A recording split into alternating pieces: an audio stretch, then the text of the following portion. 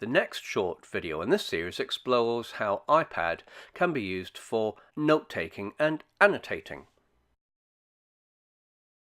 Taking notes efficiently and effectively is going to be a vital part of your life as a student.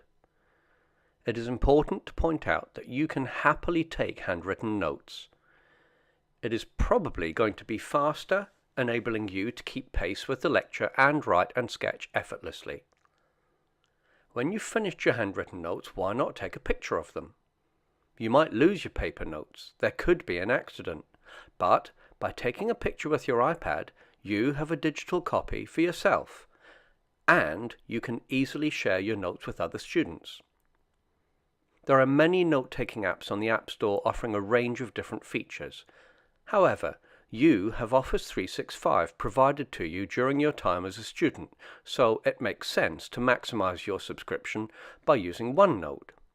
OneNote also integrates well with other Office applications. There are many advantages of making notes using your iPad. You can type, dictate using Siri, insert digital images and movies, add annotations, insert pictures, insert hyperlinks, organize them and share them all without printing, although you can do that as well. OneNote enables you to clearly organize your notes into notebooks, then into sections, like a traditional folder, rather than other notes apps which are more like single sheets of digital paper. You can combine text and images. You can dictate notes using Siri, if you're in a suitable environment, and Siri understands many commands including full stop, comma, question mark, and new paragraph. You can insert audio notes. You can make annotations. You can convert handwriting to text, although at the time of creating this video this is only possible by logging in online and converting, as it's not currently supported in the app on your iPad. There are lots of support videos on Vimeo and YouTube. Also, have a look at onenoteineducation.com for official support. You may also wish to consider using mind mapping apps to organize your thinking. Again, these are varied and come with different features and functions.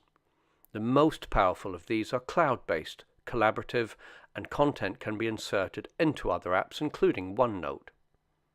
Another way of taking notes is called sketchnoting, and there is a very useful free book in the bookstore which provides useful tips and techniques.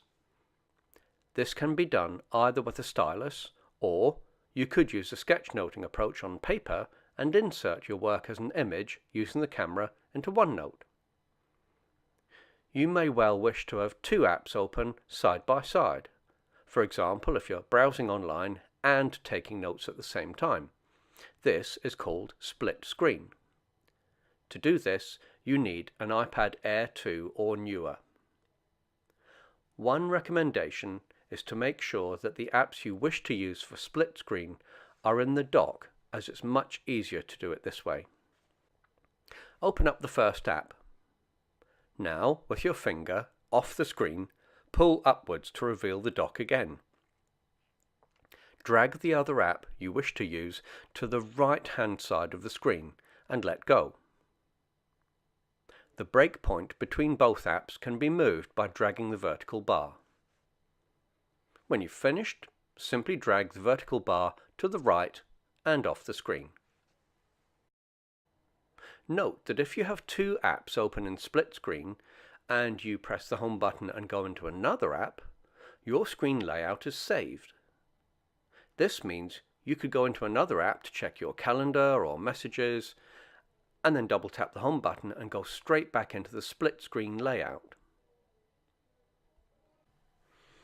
You can annotate different documents on iPad. Annotating involves highlighting text, labeling, making comments, bookmarking parts of a document, and making handwritten notes. Annotating can also now include attaching audio notes to specific points in a document. Documents can be in a range of formats, from simple text to PDF to EPUB. It's worth noting that not all document formats allow you to do the same things. Not all documents are available on all platforms, which may be a consider if you are a multi-device, multi-platform user. You can use the free Adobe Acrobat app to open a PDF and read it. You can highlight text in different ways, make comments, bookmark sections, and when you've finished, you can choose to export a flattened version, which includes the original text with your annotations, or not. PDF can also be embedded into OneNote.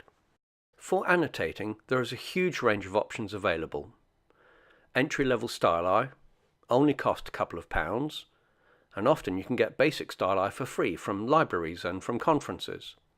They offer simple annotation through a larger sponge-shaped point. They're easy to use and allow you to handwrite and highlight more conveniently and draw quickly with relative accuracy, but their limitations begin to show when it comes to finer detail.